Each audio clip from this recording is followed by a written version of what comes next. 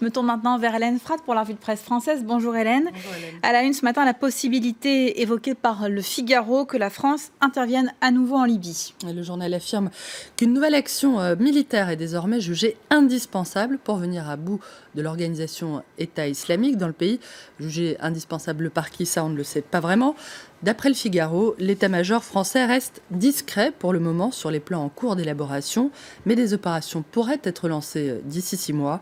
Paris souhaiterait mettre en place une coalition avec l'Italie, le Royaume-Uni et des puissances régionales.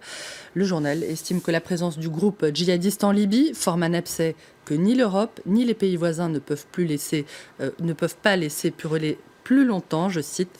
Le Figaro évoque néanmoins comme condition à d'éventuelles opérations que les deux factions qui revendiquent le pouvoir en Libye se mettent d'accord pour appeler à l'aide et fait part aussi de cette réserve. Ajouter une guerre en Libye aux opérations d'une armée française déjà poussée à ses limites serait peut-être en l'état des forces aller un front trop loin, à moins que François Hollande ne renforce encore l'appareil de défense, je cite. La France est de nouveau sur le sentier de la guerre, confirme l'opinion, qui évoque à la fois la menace terroriste et la question de l'immigration clandestine, expliquant que si les Libyens parviennent à former un gouvernement d'union nationale, ce gouvernement pourrait effectivement lancer un appel à l'aide qui donnerait un cadre légal à d'éventuelles opérations militaires. Un schéma idéal, selon le journal, qui prévient néanmoins que la réalité risque de s'avérer beaucoup plus complexe. Une intervention étrangère risquant en effet d'être perçue comme une ingérence extérieure qui créerait à son tour de nouvelles fractures. La France reste la cible du terrorisme. D'après le ministre de l'Intérieur, une nouvelle attaque a encore été déjouée il y a quelques jours. D'après Le Figaro, Bernard Cazeneuve a annoncé hier que 2 Français de 20 et 24 ans ont été interpellés dans le Loiret la semaine dernière. Il semble qu'ils voulaient attaquer le commissariat d'Orléans avec un fusil d'assaut. Ils auraient été en lien avec un Orléanais parti en Syrie.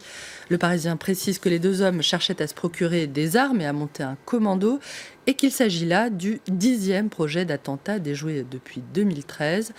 Bernard Cazeneuve a également assuré hier que tout était fait pour que la sécurité soit garantie à l'occasion des fêtes de Noël, via des gardes statiques ou des patrouilles autour des lieux de culte, mais aussi par des mesures de précaution prises par les institutions religieuses elles-mêmes. Et la persistance de cette menace terroriste a amené le gouvernement à prolonger l'état d'urgence qui sera bientôt inscrit dans la Constitution. Le projet de révision constitutionnelle est présenté aujourd'hui, vous l'avez dit, en Conseil des ministres. Le texte, on le sait, a fait l'objet de beaucoup de débats. Le principe de la déchéance de nationalité pour les terroristes, Christiane Taubira l'a encore répété hier, sera finalement rejeté. Les assignations à résidence, en revanche, ont été validées hier par le Conseil constitutionnel.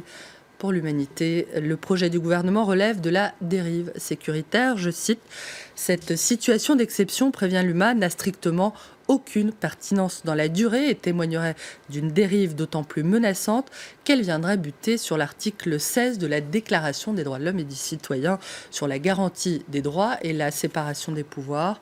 Comment parvenir à lutter efficacement contre une menace qui ne faiblit pas? Dans le Figaro, Enrico Letta plaide en faveur d'un FBI européen. L'ancien président du Conseil italien, qui juge que la France paye pour la sécurité de toute l'Europe, au prix fort, je le cite, demande à ce que les pays européens le sachent et soient conséquents. Ils doivent être à ses côtés, dit-il. Eux seront aux côtés des plus démunis. Le Parisien raconte les initiatives de milliers de Français à l'occasion des fêtes de Noël. La magie de Noël, c'est eux, s'émerveille le journal, qui a choisi de saluer la solidarité et la générosité de certains gestes, comme celui de ce paroissien de la banlieue parisienne, qui a choisi d'inviter chez lui 2 familles de réfugiés irakiens venus de Mossoul. À Noël et sa magie, à Ploërmel, petite ville de Bretagne. Figurez-vous que le Père Noël est ceinture noire de judo, nous apprend Ouest France. Alors, rien à voir avec l'état d'urgence, il s'agit simplement de récolter des fonds pour le club de judo local. Voilà pour ces initiatives de Noël. Merci beaucoup Hélène pour cette revue de presse. Restez avec nous, l'information continue sur France 24. À tout de suite.